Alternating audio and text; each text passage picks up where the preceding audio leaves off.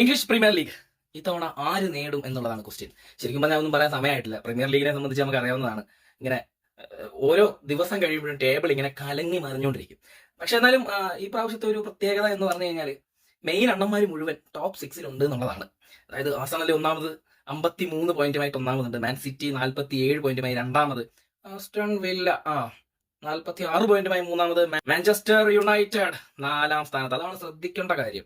4-ാം സ്ഥാനത്ത് 41 പോയിന്റുമായിട്ട് ചെൽസി, 40 പോയിന്റുമായി 5-ാം സ്ഥാനത്ത്, ലിവർപൂൾ 39 പോയിന്റുമായി 6-ാം സ്ഥാനത്ത്. ഇതിനകത്തില് നിങ്ങൾ പറ ആരടിക്കും? സാധ്യത ആഴ്സണൽ അടിക്കാനാണ്. കാരണം ഇതുവരെയുള്ള പോയിന്റും കാര്യങ്ങളൊക്കെ വെച്ച് നോക്കുമ്പോൾ ആഴ്സണൽ അടിക്കാൻ തന്നെയാണ് സാധ്യത. പിന്നെ ആഴ്സണൽ എപ്പോഴും 2-ാം സ്ഥാനത്തിന് വേണ്ടി പൊരുതുന്ന ഒരു ടീം ആയതുകൊണ്ടാണ് നമുക്കൊരു ഒരു പ്രതീക്ഷ കുറവ്. അതെല്ലാവർക്കും അറിയാത്ത കാര്യമാണ്. പിന്നെ മാൻ സിറ്റി എല്ലാവരും പെപ്പിന്റെ കയ്യിൽ നിന്ന് പോയി നിൽക്കുക, അങ്ങനെയാണ് ഇങ്ങനെയാണെന്നൊക്കെ പറയുന്നുണ്ട്. എങ്കിലും രണ്ടാമതുണ്ട് 47 പോയിന്റുമായിട്ട്. അങ്ങേര് മിണ്ടാതെ ഒരു സൈഡിൽ കൂടെ നൈസായിട്ട് അടിച്ചോണ്ട് പോകാൻ സാധ്യത വളരെ കൂടുതലാണ്. അപ്പോൾ പെപ്പിനെ നമുക്ക് അങ്ങനെ എഴുതി തള്ളാൻ പറ്റില്ല. എഴുതി തള്ളി വെച്ചേക്കുന്ന സമയത്തായിരിക്കും അങ്ങനെ വന്ന ട്രോഫിയും കൊണ്ടങ്ങ് പോകുന്നത്. അതുകൊണ്ട് പിന്നെ ആസ്റ്റൺ വില്ലയുടെ കാര്യമൊന്നും പറയണ്ട. ആസ്റ്റൺ വില്ല കുറച്ച് കഴിയുമ്പോൾ എന്തായാലും താഴേക്കാവും, അത് ഉറപ്പാണ്. പിന്നെ നമുക്ക് ശ്രദ്ധിക്കാനുള്ളത് ചെകുത്താന്മാരെയാണ്. അവരെന്താ കാണിച്ചുകൊണ്ടിരിക്കുന്നത്?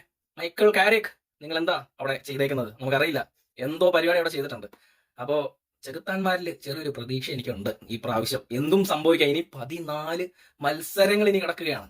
അപ്പോ അതുകൊണ്ട് നമുക്ക് ചെകുത്താന്മാരിൽ നിന്ന് പലതും ഇനി പ്രതീക്ഷിക്കാം. ഈ പോക്കാണ് ചെകുത്താന്മാർ പോകുന്നതെങ്കിൽ ഇതിന്റെ അപ്പുറം പ്രതീക്ഷിക്കാം എന്നുള്ളതാണ് എനിക്ക് പറയാനുള്ളത്. അതുകൊണ്ട് ചെകുത്താന്മാരുടെ അടുത്തൊരു സാധ്യത കിടപ്പുണ്ട് എന്നുള്ളത് വലിയൊരു കാര്യം തന്നെയാണ്. പിന്നെ ലിവർപൂളും ചെൽസിയും രണ്ടുപേരും ടോപ്പ് ഫോറിൽ നിന്ന് വലിയ വ്യത്യാസമൊന്നും ഇല്ലാത്ത പോയിന്റിലാണ് കിടക്കുന്നത്. പക്ഷെ അവര് ടേബിൾ ടോപ്പിലേക്ക് വരുമോ എന്നൊന്നും അറിയില്ല.